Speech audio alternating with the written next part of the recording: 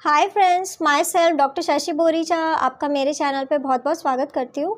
आज मैं आपको एक कंडीशन एक्सप्लेन करूँगी जिसका नाम है यूरेथ्रल स्ट्रिक्चर। मैं आपको बताऊँगी कि ये क्या होता है, इसमें क्या क्या सिम्टम आते हैं, इसके कॉज क्या है और साथ ही साथ कुछ होम्योपैथिक मेडिसिन जो आप इस कंडीशन के लिए यूज़ कर सकते हैं।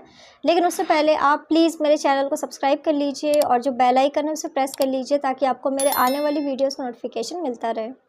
तो चलिए स्टार्ट करते हैं। सबसे पहले आखिर यूरेथ्रल स्ट्रिक्चर क्या होता है। तो ये कंडीशन है जिसमें पर्सन को यूरेथ्रा में स्कारिंग होने लग जाती है और उसके वजह से यूरेथ्रा नैरो होने लग जाता है।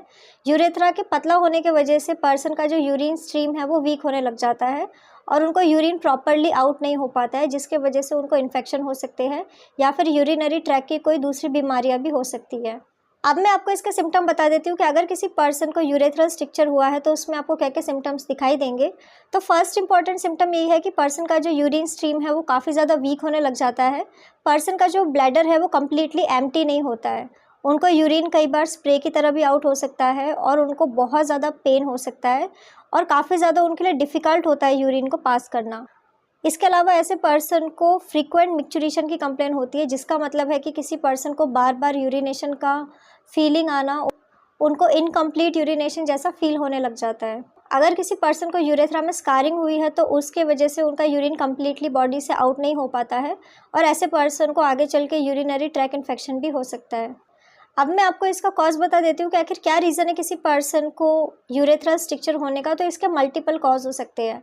फर्स्ट इंपॉर्टेंट कॉज है कि अगर किसी पर्सन का कोई मेडिकल प्रोसीजर हुआ था, जैसे कि यूरेथ्रा में कुछ इंसर्ट किया गया है, उनकी एंडोस्कोपी की गई थी, तो उसके बाद पर्सन को कुछ इंजरी होने लग जाती है और उसके वजह से पर्सन को इन फ्यूचर स्कारिंग भी हो सकती है। इसके अलावा अगर किसी पर्सन का यूरिन आउट नहीं हो पा रहा है ब्लैडर से तो कई बार कैथेटर का यूज़ किया जाता है। अगर किसी पर्सन को बहुत टाइम तक कैथेटर लगा रहे तो ऐसे लोगों के चांसेस भी बढ़ जाते हैं कि उन्हें यूरेथ्रल स्ट्रिक्चर हो जाए। इसके अलावा यूरेथ्रा में किसी भी तरीके का ट्रॉमा हो या फिर कोई इंजरी हो, फ्रीक्वेंट इंजरी हो, तो उसके वजह से भी पर्सन को स्कारिंग हो सकती है। यूरेथ्रल स्ट्रिक्चर उन मेल्स में काफ़ी ज़्यादा कॉमन है जिनको प्रोस्टेट की बीमारी है, जैसे कि अगर किसी मेल का प्रोस्टेट का साइज़ बढ़ गया था या फिर उन्होंने प्रोस्टेट को रिमूव कराने के लिए सर्जरी कराई है, तो ऐसे लोगों के चांसेस भी काफ़ी ज़्यादा बढ़ जाते हैं कि उनको यूरेथ्रा में स्ट्रिक्चर हो जाए। इसके अलावा अगर किसी पर्सन को यूरेथ्रा या फिर प्रोस्टेट में कैंसर हो चुका है तब भी उन्हें स्ट्रिक्चर की कंप्लेन हो सकती है। अगर किसी पर्सन को कोई सेक्सुअली ट्रांसमिटेड इन्फेक्शन हुआ था तो उसके वजह से भी उनको स्ट्रिक्चर फॉर्मेशन हो सकता है। अगर किसी पर्सन को कैंसर हुआ था, उनकी रेडिएशन थेरेपी चल रही है, तब भी उनको ये कंडीशन हो सकता है। अब मैं आपको कुछ होम्योपैथिक मेडिसिन बता देती हूँ जो आप इस कंडीशन के लिए यूज़ कर सकते हैं। तो मेडिसिन जैसे कि आप चीमाफिला 30 मेडिसिन का यूज़ कर सकते हैं, आप क्लीमेटिस 30 मेडिसिन या फिर आप नाइट्रिक एसिड 30 मेडिसिन का यूज़ कर सकते हैं। ये सारी की सारी मेडिसिन आपको 4 ड्रॉप दिन में 2 बार डायरेक्ट अपने टंग के ऊपर यूज़ करना होगा।